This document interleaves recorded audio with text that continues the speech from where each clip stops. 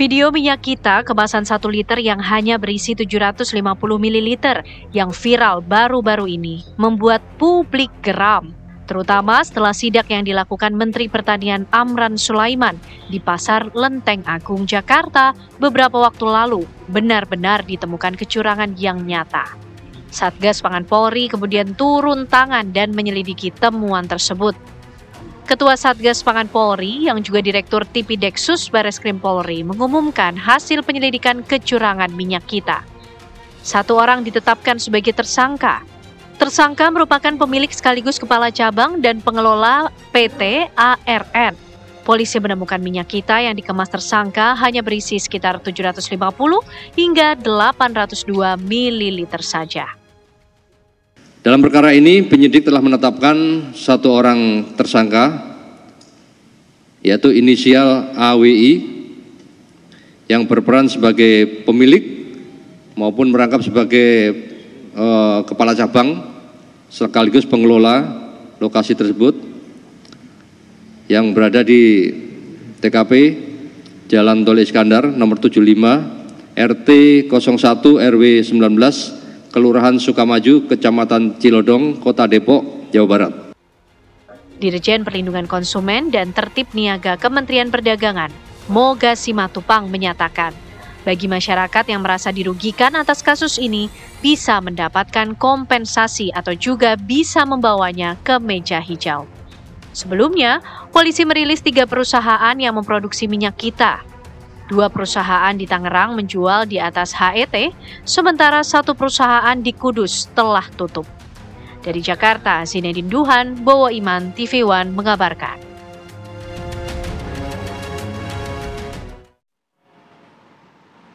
Ya, untuk membahas ini kita segera berdialog ya dengan narasumber, dan pada pagi hari ini sudah hadir di studio kita ada Rifki Abdul Halim, anggota Komisi 4 DPR RI. Komisi 6. Komisi 6 DPR RI, dan juga Pak Sudaryatmo, pengurus harian YLKI dan juga anggota BPKN. Selamat pagi Bapak-Bapak. Selamat pagi. Assalamualaikum. Sehat semua ya Pak ya? Alhamdulillah. Alhamdulillah. Jadi puasa-puasa jangan sampai kita nggak teliti melihat tulisan 1 liter. Jadi boleh emosi nggak nih sebenarnya? Lo enggak, kita harus tetap mengendalikan diri kita. Tetap mengendalikan diri ya. Tapi kesel sih iya. Gitu. Tahan, lagi puasa. Dan juga ada AKP Siska Arina, Kanit 1 Subdit 1, Kriminal Khusus Polda Jawa Barat. Selamat pagi, Selamat Ibu pagi. Siska, Bu Kanit.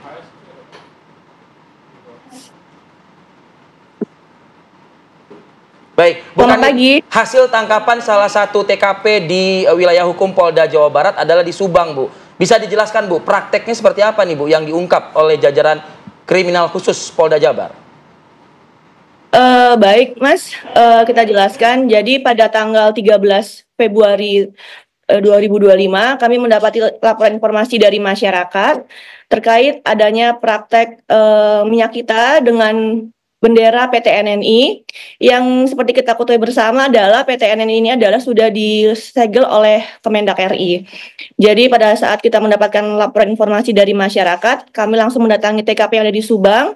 Kemudian kami melakukan olah TKP, dan kemudian kami melakukan proses penyelidikan, dan hingga saat ini kita sudah menetapkan 1 orang tersangka dengan inisial atas nama K. Demikian, Mas. Boleh digambarkan lokasi pabrik ini benar-benar dekat dengan rumah warga di situ atau terpencil, tersendiri? Beberapa ada lokasi rumah warga juga ada, namun untuk akses ke sananya lumayan terpencil, Mas, untuk menuju ke TKP. Oke. Baik, ini kan sebenarnya sudah disegel ya, Bu Siska ya.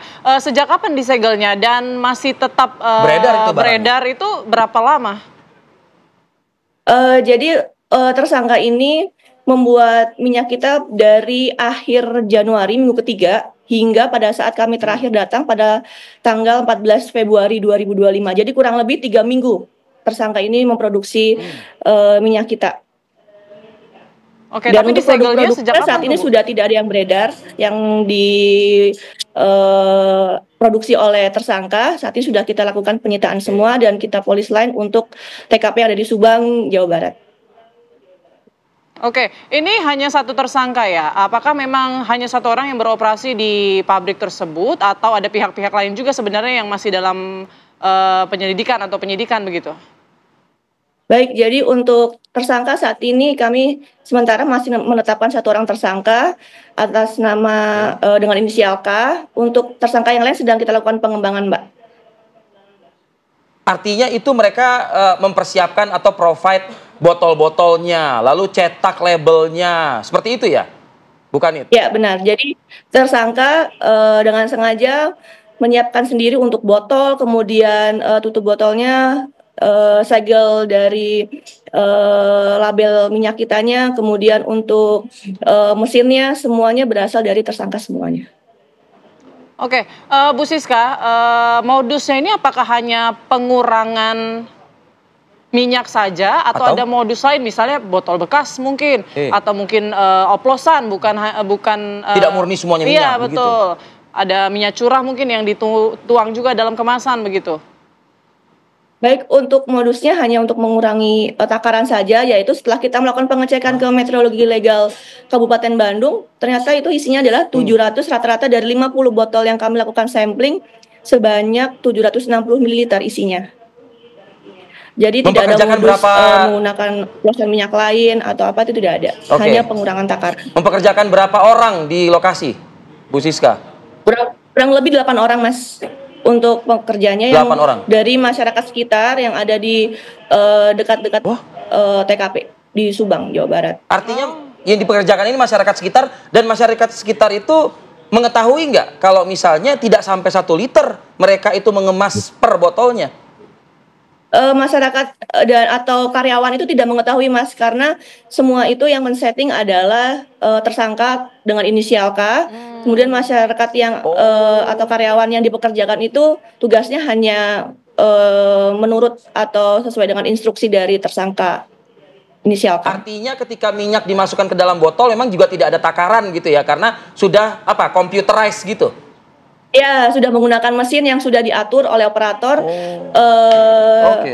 yaitu oleh saudara K. Oke, untuk ancamannya sendiri, ancaman hukuman terhadap tersangka seperti apa, Bu Kanit? Baik, jadi kita menerapkan 3 pasal dalam persangkaan ini, yaitu dengan pasal 120 Undang-Undang RI nomor 3 tahun 2014, itu tentang perindustrian, itu dijerat paling lama 5 tahun dengan denda paling banyak 3 miliar. Kemudian Undang-Undang nomor 7 tahun 2014 pasal 113 dengan pidana penjara paling lama 5 tahun dan denda paling banyak 5 miliar, dan pasal 8 Junto 62 Undang-Undang RI tentang perlindungan konsumen nomor 8 tahun 99 dengan pidana penjara paling lama 5 tahun dan denda paling banyak 2 miliar rupiah. Jadi kita menerapkan 3 pasal dalam perkara ini. Bu Kanit, terakhir Bu, singkat saja mungkin, sudahkah diketahui berapa keuntungan yang diperoleh oleh pelaku ini, tersangka ini? Baik, jadi keuntungan yang diperoleh selama memproduksi kurang lebih 3 minggu yaitu total sebesar 266 juta rupiah. Itu sudah kita tanyakan dan sudah kita hitung. Oke, semoga dengan penerapan 3 pasal yang berlapis tersebut bisa dilakukan semacam kayak pemiskinan ya terhadap tersangka lah gitu ya, karena ini memang cukup geram ya kalau misalnya kita melihat praktek yang dilakukan oleh tersangka. Terima kasih AKP Siska Arini Kanit dari Krimsus ya, Polda Jawa Barat atas waktunya pagi ini. Terima kasih, selamat beraktivitas kembali. Terima kasih, Mas. Selamat bertugas. Terima kasih. Oke, saya sedikit mungkin ya ke Pak Daryatmo dulu mungkin Pak. Diungkap Pak, dan juga Bareskrim kemarin juga mengungkap juga. Komentar dari YLKI, tanggapan dari YLKI. Ya, pertama ini ya, adanya pengurangan volume dalam minyak kita itu memang terang benderang melanggar ketentuan dalam Undang-Undang Perlindungan Konsumen tadi disebutkan. Disebut oleh Bu Siska ya? Bu Siska, kalau di Undang-Undang Perlindungan Konsumen pasal 8 ayat 1 huruf C, di mana pelaku usaha, ini yang dilarangnya itu ada 2. Pelaku usaha dilarang produksi dan memperdagangkan. Jadi yang bisa tersangka itu bisa yang memproduksi, bisa yang memperdagangkan barang, dalam hal ini minyak. Maksud memperdagangkan tuh? Pedagangnya. Pedagang di pasar berarti? Iya, jadi jadi di Undang-Undang Perlindungan Konsumen yang dilarang memproduksi dan memperdagangkan. Memproduksi kan sudah tersangka, Pak? Ya, barang dalam hal ini minyak tidak sesuai dengan ukuran volume sebagaimana mestinya di label dan ketentuan pidananya juga cukup jelas tadi sudah disebut Bu Siska di pasal 62 itu ancaman pidananya penjara 5 tahun atau denda 2 miliar. Tambahan lagi di dalam Undang-Undang Perlindungan Konsumen itu juga sudah menganut pidana korporasi gitu loh. Sehingga kalau pelakunya khususnya produsennya itu korporasi, itu juga polisi itu juga bisa yang dimintai pertanggungjawaban itu bukan orang per orang tapi korporasinya kayak gitu loh. Ini yang ada di Undang-Undang Perlindungan Konsumen. Memang yang jadi persoalan adalah terkait dengan kerugian konsumen kan gitu loh.